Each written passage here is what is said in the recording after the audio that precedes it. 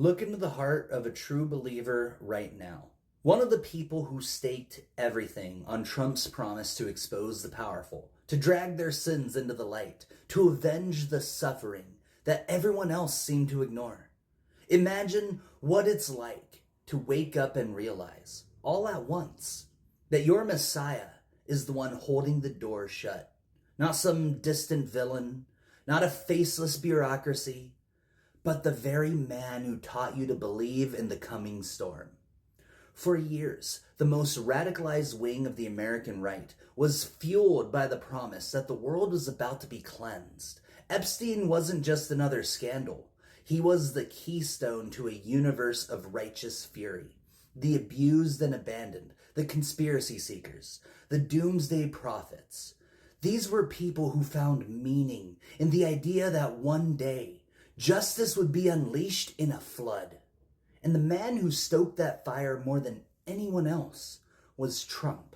He didn't just echo their fears, he amplified them. He wore them like armor. He made their outrage feel holy.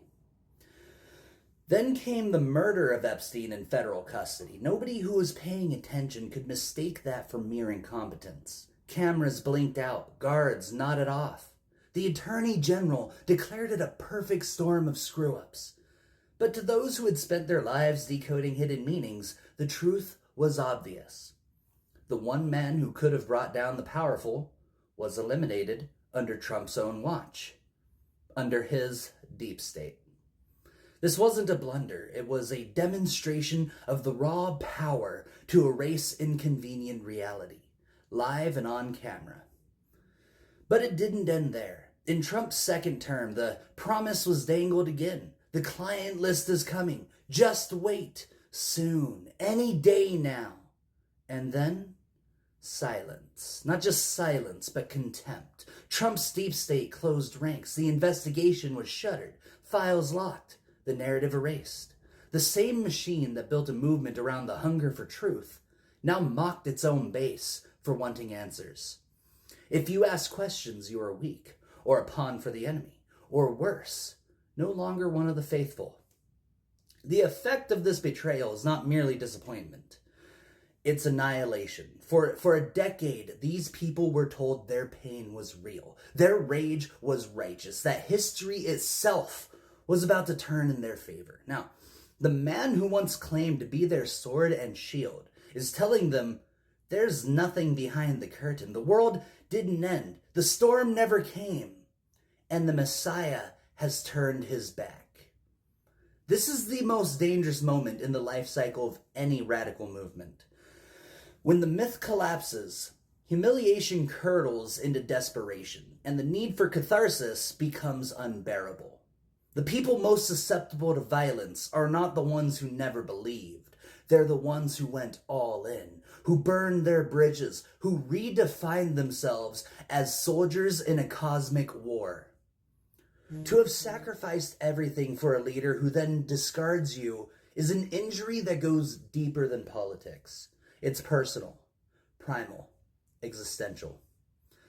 History has shown again and again that the betrayed follower is more volatile than the true skeptic. When a cult implodes, violence almost always turns inward before it bursts outward. The target becomes the traitor, the one who broke the spell. First comes the search for scapegoats within. The loyal try to purge the weak, the doubters, the insufficiently pure. Then the rage turns on the Messiah himself.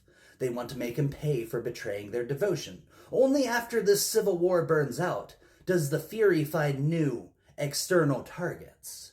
This is not theoretical, it's not abstract.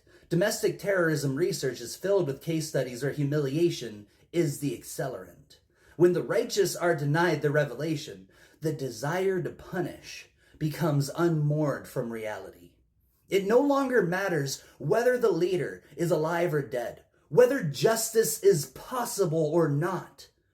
The need is for someone, anyone, to pay the price for the broken promise. Trump's deep state didn't just cover up the truth. It taught a whole generation of believers that betrayal is the natural order of things, that if you want justice, You must take it with your own hands, because the system will never deliver. For the most radical, this isn't a lesson in cynicism. It's a blueprint for violence. If you're listening and you're tempted to think, it can't happen here, remember what you're really saying. You're betting that millions of people who were primed for apocalypse, handed a Messiah, and then humiliated by that same Messiah, will simply move on. You're betting that the energy which built a movement out of nothing can dissipate harmlessly into thin air. That's not how these things work. When faith is betrayed, when the sense of meaning collapses, the search for vengeance becomes a law of nature.